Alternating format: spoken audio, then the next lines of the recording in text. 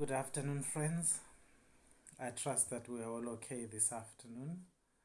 We thank God for His grace and His mercy, and we thank Him for the gift of life. Today we are looking at Genesis chapter 26. We'll read from verse 1 to 17, and we will finish off the other part next week.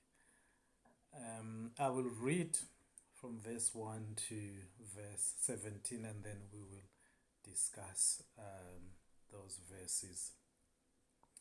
Verse 1 says, "Now there was a famine in the land besides the famine in Abraham's time, and Isaac went to Abimelek, king of the Philistines in Gerar.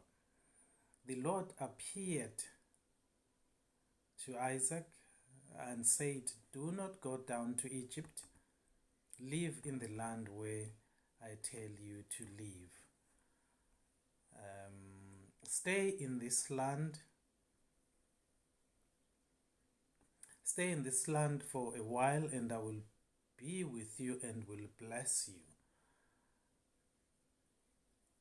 For to you and your descendants I will give all these lands, and will confirm the oath I swore to your father Abraham. I will make your descendants as numerous as the stars in the sky, and will give them all these lands, and through your offspring all nations on earth will be blessed, because Abraham obeyed me and did everything I required of him, keeping my commandments, my decrees, and my instructions.' So Isaac stayed in Gerar." Verse 7 says, "When the men of that place asked him about his wife, he said, 'She is my sister.' Because he was afraid to say, 'She is my wife,' he thought the men of this place might kill him, might kill me on account of Rebekah, because she is beautiful." When Isaac had been there a long time, Abimelek, king of the Philistines, looked down from a window and saw Isaac caressing his wife, Rebekah. Rather, Abimelek, king of the Philistines, looked down from the window and saw Isaac caressing his wife, Rebekah. So Abimelek summoned Isaac and said, "She is really your wife? Why did you say she is my sister?" Isaac answered him, "Because I thought I might lose my life on account of her." And verse 10, "Then Abimelek said, 'What is this you have done to us? One of the men might well have slept with your wife, and you would have brought guilt upon us.'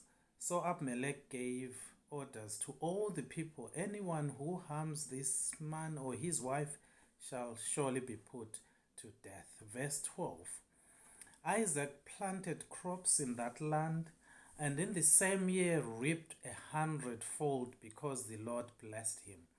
The man became rich, and his wealth continued to grow until he became very wealthy." Verse 14, "He had so many flocks and herds and servants that the Philistines envied him. So all the wells that his father's servants had dug in the time of his father Abraham, the Philistines stopped up filling them with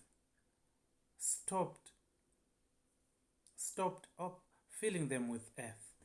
Verse 16, "Then Abimelek said to Isaac, 'Move away from us, you have become too powerful for us.'" Verse 17, "So Isaac moved away from there and encamped in the valley of Gerar, where he settled." So this is the first part of Genesis chapter 26. The first verse talks about the famine in the land. When that famine happened, Isaac thought of going to the king of the Philistines, King Abimelek.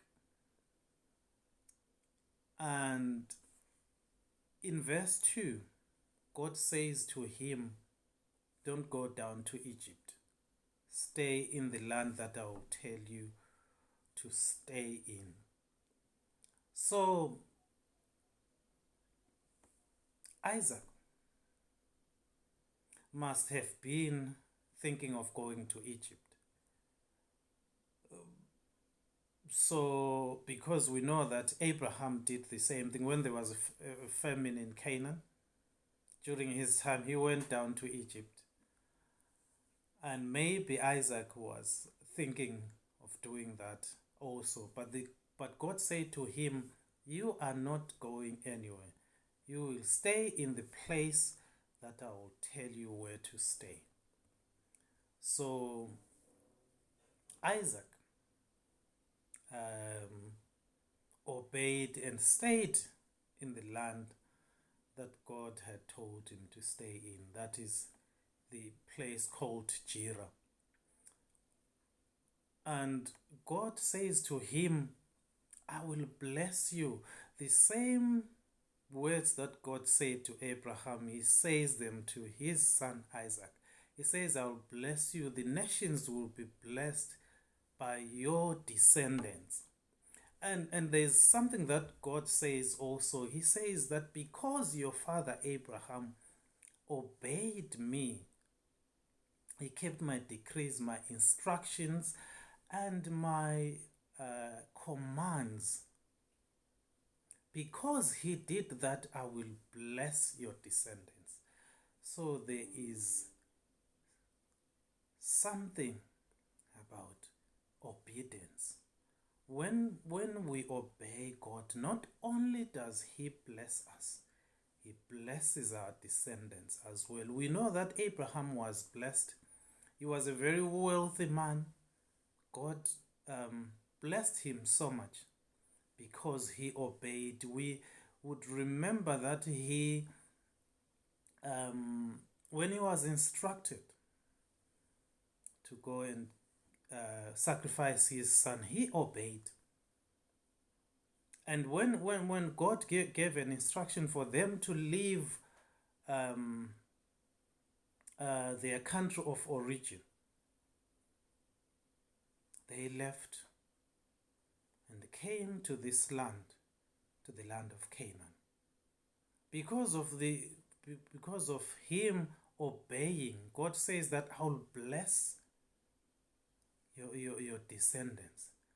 And your descendants shall bless what? Shall bless the world.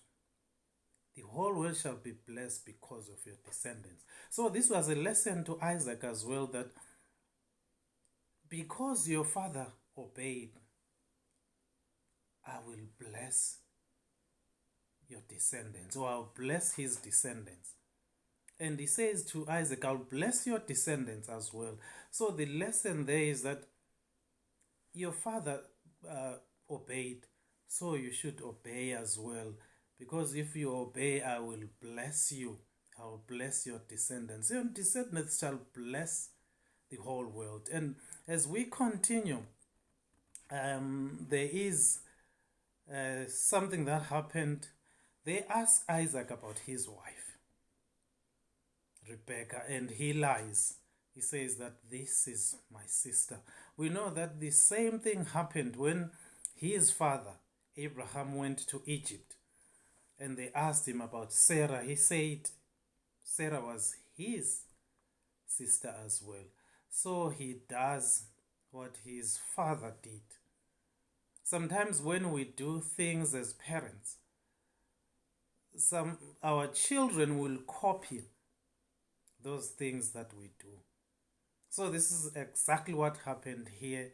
Isaac lied about Rebecca and said Rebecca was his sister, yet Rebecca was his wife. And not long after that, the king saw them, and what they were doing at that time, he confirmed that no, no, no, this can't be true. This can't be his sister. It is his wife. And he was called by the king. And he confessed that he was scared that they would kill him for his wife. But the king rebuked him and said he shouldn't have lied about his wife. Suppose one of the men had taken his wife and made him their wife and slept with her. What would he have done? There was no need for him to lie. So this is a lesson for all of us, that we should not lie unnecessarily. Sometimes we just need to tell the truth. Sometimes we face these tests as Christians, and sometimes we find ourselves lying where we're not supposed to lie, where we're supposed to tell the truth. So Isaac did the same thing. He lied where he was not supposed to have lied. And we see the king rebuking him. So let's learn, let's not lie unnecessarily. Or let's not lie, let me put it that way. Let's not lie. Let's try and tell the truth all the time. Because God expects us to be a truthful people, not people that lie. And as we continue with this story,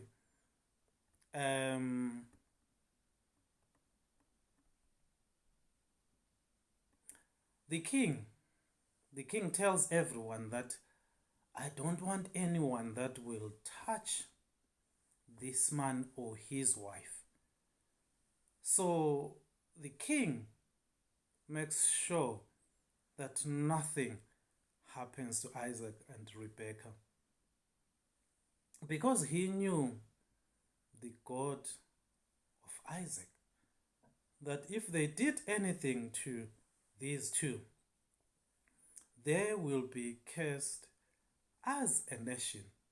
So he made sure that he doesn't bring that upon them as a nation. So it is a lesson for us when we worship God with our hearts, with our minds, all our hearts, with all our minds, all our souls, and all our strength. And if people know about our God, they will respect our God. And they will respect us. They will respect what we do. Just like in this case, the king knew and respected Isaac's God because of the way that Isaac conducted himself, and because of Isaac's relationship with God, because of Abraham's relationship with God. The king got to know about the God of these people, of the God of this family, and he respected God because of Isaac and Abraham.